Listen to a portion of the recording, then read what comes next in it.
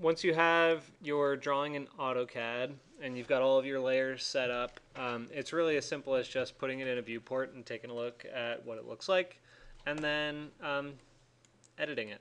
So in my axonometric section sheet, go to Layout and then New Viewport right here.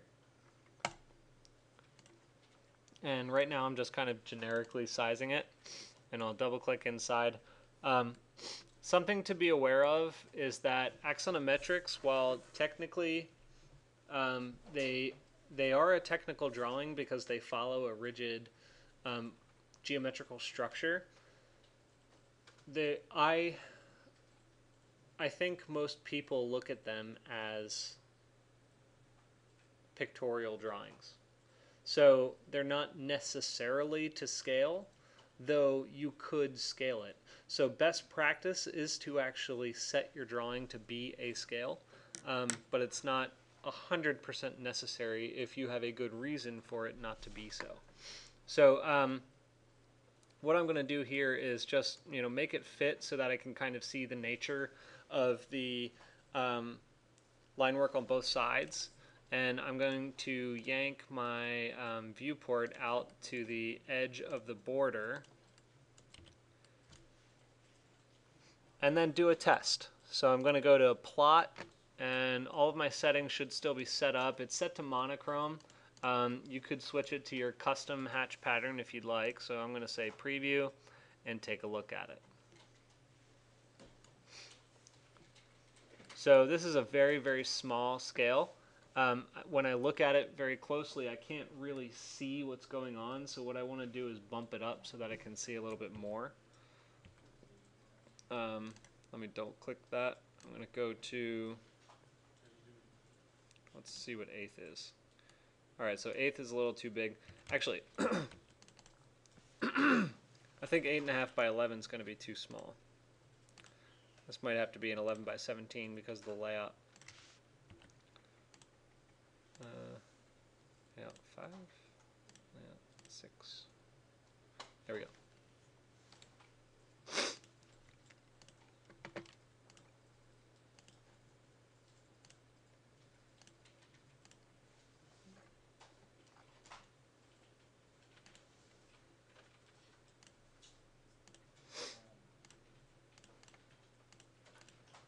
So I'm not going to bother setting up the title block right now. I'm just going to get it on the sheet so that you can see the quality of the drawing.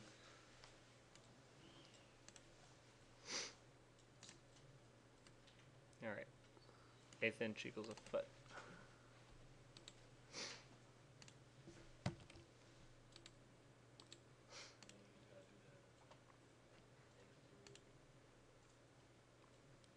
Okay, so that's a little bit better. So we're getting to a point where we can kind of see the clarity of some details.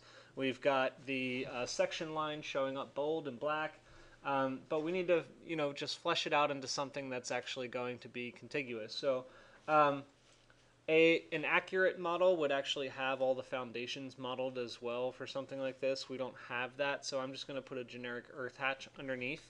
And I'm also going to take a polyline and trace around the outside of my building so that I get the object line that's supposed to go around it so that it really pops. Those are going to be the... object or feature? I think I called it feature, actually. Okay. Yeah. The thickest one. Yes, yeah. So I'm going to go in and put that in there. So let's go back to model space, and I'm going to create a layer for section earth.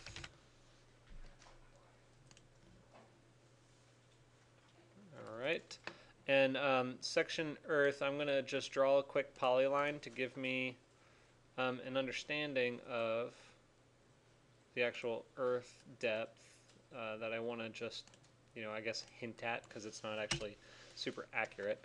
So then I can say, you know what, I want to close this off. So this, when it comes to these kinds of sections, you're going to have to draw in a few things. There actually would be a wall in here that closes it off to the elements. So I'm going to delete this information and just model in a simple wall. So let me get to the right layer. Section cut default, I'm going to say polyline, and I'm going to go straight up and come, I'm just going to draw something like this with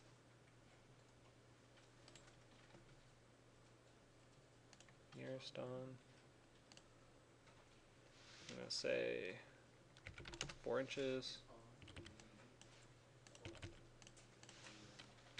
So if I move that down, then I've got a line to go with, and I can just go straight up again. So straight up, turn nearest off.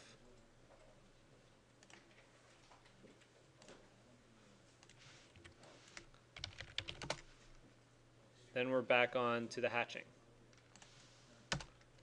So I can copy that element, or rather mirror it. So this time my mirror is not going to be on a 45-degree angle. It'll just be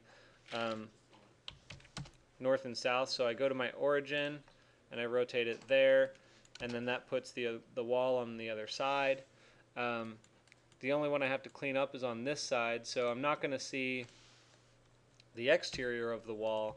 I'm just going to see the extension of the current condition. So that might not extend. There we go. Okay, so that's your interior wall configuration. The rest of it is all going to be hatch. So I'm going to go to hatch. I'm going to find my earth hatch.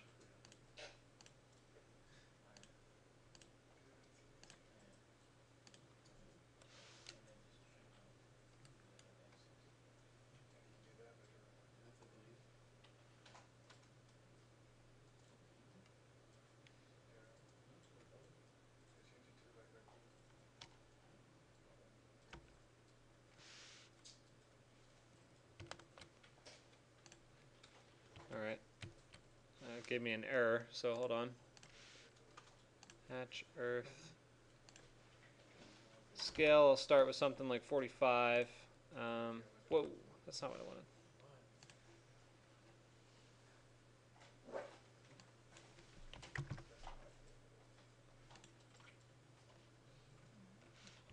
Oh, I need to close a few more things off, so I'll go there to there, and I'll go here to here. Now these are going to be where you have your foundation walls going down and stuff like that, which we don't have currently.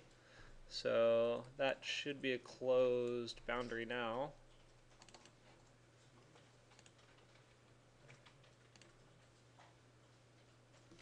It takes a minute when it's rather complex.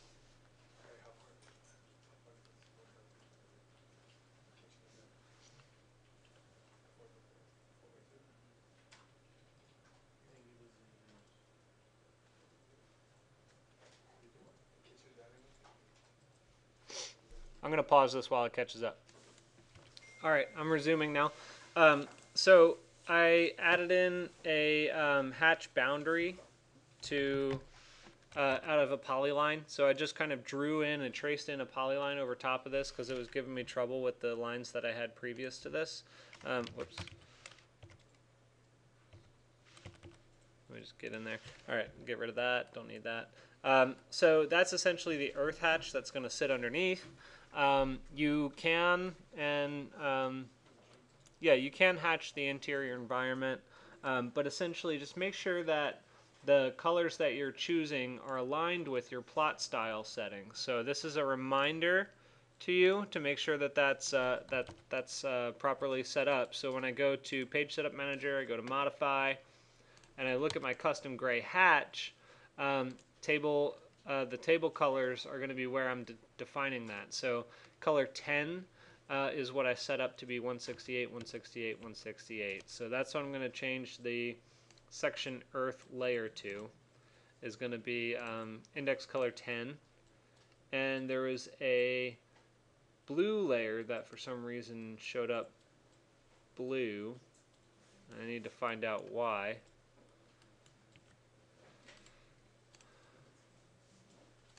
Preview. So it looks like it's that door is still showing up blue, so I'll have to find that one out here in a second.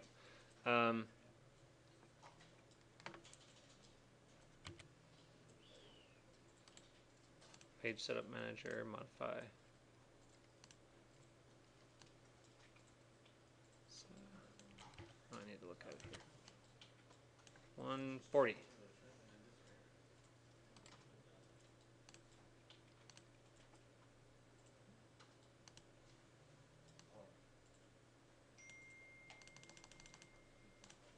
Alright, so I looked at 140 and it looks like it was for some reason not set. Oh, because that was the one I used. That was the one I used as a blue fill. So I'm actually going to save the changes there, leave it as is, and change this color to 142.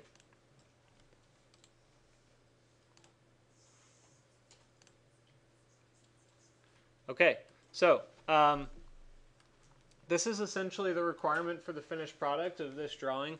It doesn't need to be anything super special, but I should, like you see up here, there's the glazing elements that I modeled in. That information should be present. I have some other information in here that needs to be cleaned up, so I expect that you'll do that too. Like this was line work that was not trimmed out properly.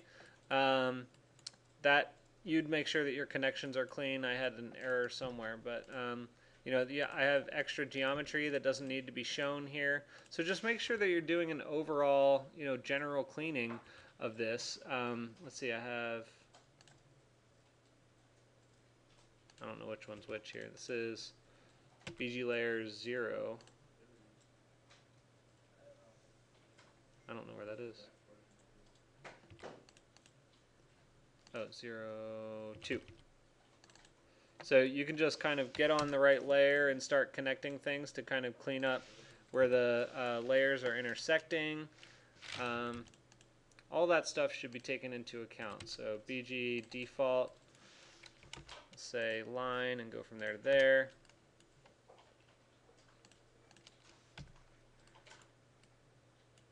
Generally speaking, that's a pretty clean drawing. Now, I will leave it up to you to explore whether or not these, you know, if the earth hatch is what you want. Maybe you don't want an earth hatch and you want it to all just be solid, which is actually kind of a sharp look. So now when I go into my plot preview, it should show up with a gray tone underneath. So that's pretty sharp too. So you can use that instead of the earth? Yep, or you could use black as well. So if I wanted to go down again to section earth, change that to actual red.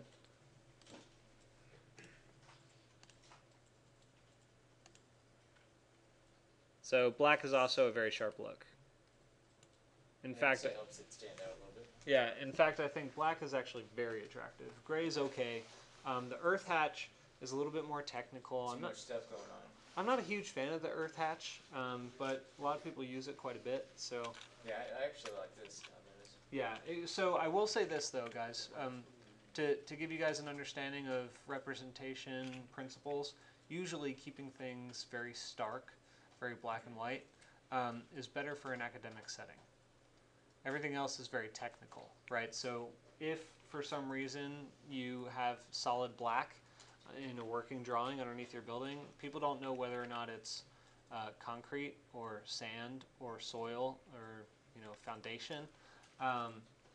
But in an academic setting, they don't really care necessarily unless it has something to do with what you're trying to say with the drawing. So, yeah, this is the finished product, essentially. What questions do you have? Axonometric section drawing. Now, to give you guys a sense of how much I took out of this, I was going to give you a rendering that matched this exact location and orientation of the camera, and then I was going to ask you to do a line work overlay over top of the rendering that sits behind this section. So I went easy on you. Thank you. Okay. So I'm going to be around to help you guys out with the rest of the class here. It's actually a far less work time than I thought of pure work time. So grab me if you need me. I do want to see your progress, and feel free. I know you guys are going to need to email me probably between now and Wednesday, and from Wednesday to Monday. So please do.